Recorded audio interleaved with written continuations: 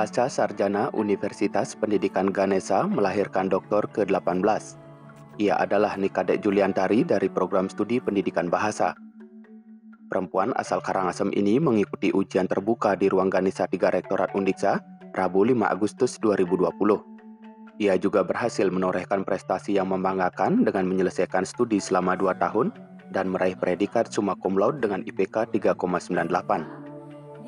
Ujian yang berlangsung di tengah pandemi COVID-19 ini juga terlihat berbeda dari ujian sebelumnya. Rektor Undiksa, Profesor Dr. Inyoman Jampel MPD bertindak sebagai Ketua Dewan Penguji, memandu jalannya ujian dari awal hingga akhir. Juliantari dalam presentasinya tetap menunjukkan kualitas terbaiknya.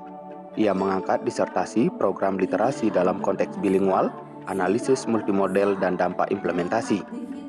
Di hadapan penguji, ia menjelaskan secara umum, penelitian ini dilakukan sebagai upaya untuk meningkatkan penggunaan bahasa Bali, baik di ranah akademik dan non-akademik, maupun untuk menerapkan Pergub Bali Nomor 80 Tahun 2018 tentang perlindungan dan penggunaan bahasa, aksara, dan sastra Bali serta penyelenggaraan Bulan Bahasa Bali. Usai ujian, perempuan kelahiran tahun 1987 ini mengaku dalam menyelesaikan tugas akhir harus didukung dengan kenyamanan dan dipersiapkan sejak awal. Ia mengakui keberhasilannya menyelesaikan studi tidak dapat dilepaskan dari dorongan promotor dan co-promotor maupun pimpinan pasca sarjana dan Undiksa. Kedepan dirinya komitmen untuk terus mengembangkan keilmuan yang tidak hanya terpaku pada bidang bahasa Indonesia, tetapi juga bahasa Bali yang menjadi bagian dari kebudayaan Bali. Hal ini juga diutarakan langsung kepada para penguji. Jelas kaitannya dengan roh keilmuan yang akan saya dapatkan sebagai gelar doktor adalah dokter pendidikan bahasa. Jadi pasti konten bahasa itu yang saya kaji, perdalam supaya memang kualifikasi akademik saya sebagai dokter pendidikan bahasa itu dikuatkan oleh disertasi yang saya susun.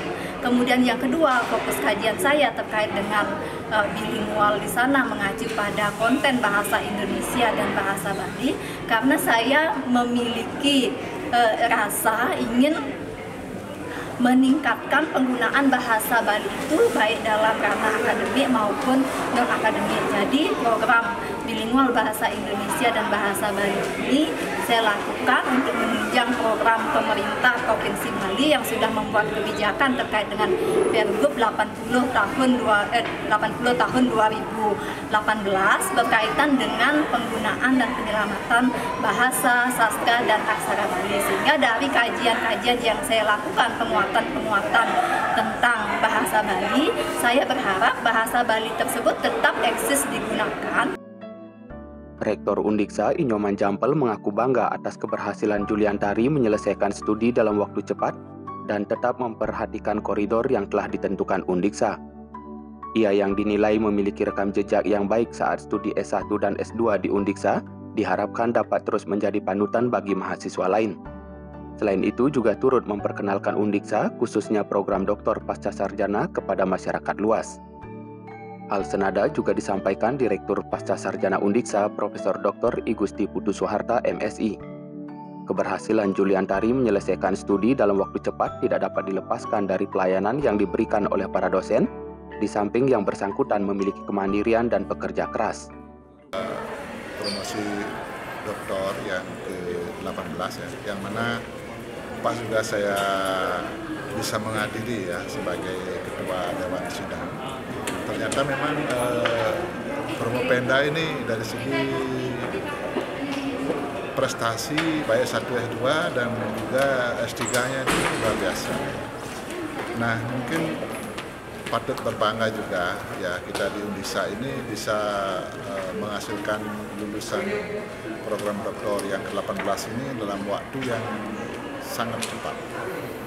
Nah di samping cepat itu tadi disampaikan pesan oleh promotornya itu karena memang dia sangat linear ya, S1-nya juga pendidikan bahasa di Indonesia, S2-nya juga pendidikan bahasa di Indonesia, S3-nya juga pendidikan bahasa di Indonesia, dan itu memang teramati, terekam dengan baik dari kemampuan intelektual atau kognitifnya ya, itu memang dari S1 baik. Demikian juga diamati terus sampai di program S3 ini dari segi sikap dan perilaku juga akan amat baik. Oleh karena itulah saya merasa bangga jadinya sebagai rektornya ya.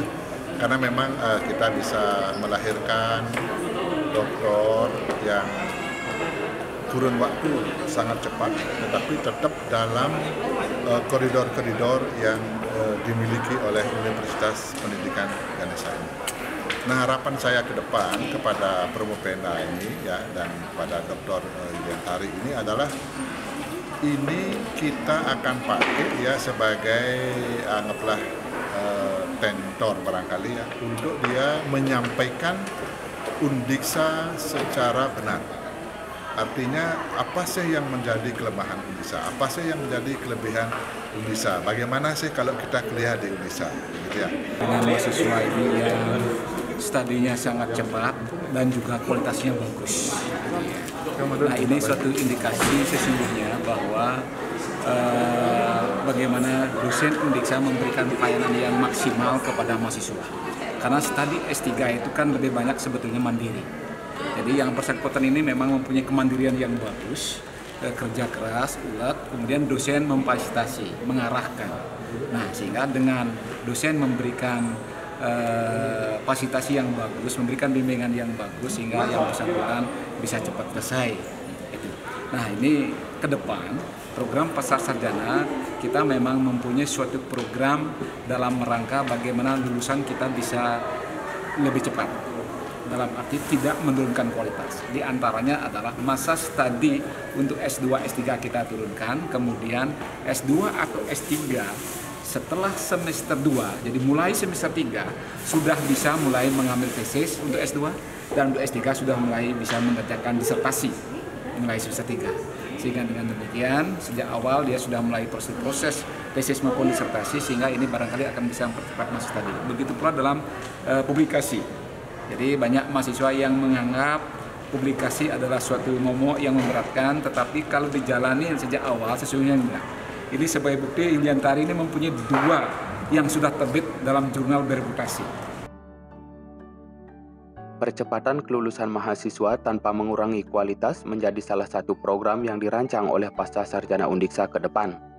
Hal ini diharapkan mendapat dukungan dari mahasiswa dengan melakukan persiapan tugas akhir lebih awal. Demikian juga dengan publikasi artikel ilmiah. Humas Undiksa melaporkan.